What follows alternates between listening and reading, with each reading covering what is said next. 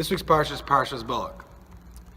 Parshas Balak begins with King Balak's emissaries approaching Bilam to curse the Jewish people. King Balak was afraid for his nation. He thought that if the Jewish people approached, the Jewish nation would approach, they would do battle with them and ruin them and annihilate their nation.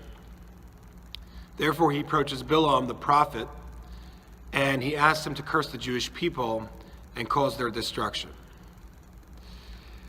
After a few communications with God, various back and forths, Bilam decides that he will join the emissaries of King Balak and go to King Balak, and curse the Jewish people. As he's going on the way, he encounters a series of impediments, and at some point, God gives him the ability to see that is actually an angel who's impeding his journey. The angel has an unsheathed sword that he holds up in a threatening fashion. This, of course, was to show Bilam that Hashem did not think that this was the proper course of action. Hashem disapproved of this action. Bilam, of course, did not get the message, but what I wanted to focus on is the angel itself. There's an angel in front of him who has a sword unsheathed, threatening him, or seemingly threatening him. What's interesting is that the Medrash actually says that this was an angel of mercy. This was not the angel of death. This was not the angel that is in charge of causing pain and suffering. This is the angel of mercy, or one of the angels of mercy. Rav Pam talks about how this seems like an oxymoron. You have an angel bearing a sword, which of course seems to be something threatening, but the angel itself is the angel of mercy. And he says there is a very great lesson we can learn from this. Many times we have things in our lives that to us seem like swords. They seem like things that at the point of time that we're in, we can't see the good that could possibly come out of it. In fact, sometimes it seems that this must be a punishment, what's happening to me. I must have done something wrong. And therefore, I am incurring the punishment and I have to endure these circumstances.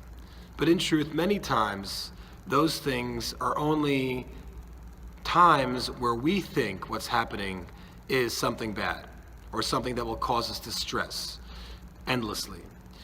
But in truth, they turn out to be a way that God directed us towards the proper path and a way to come to the ultimate goodness.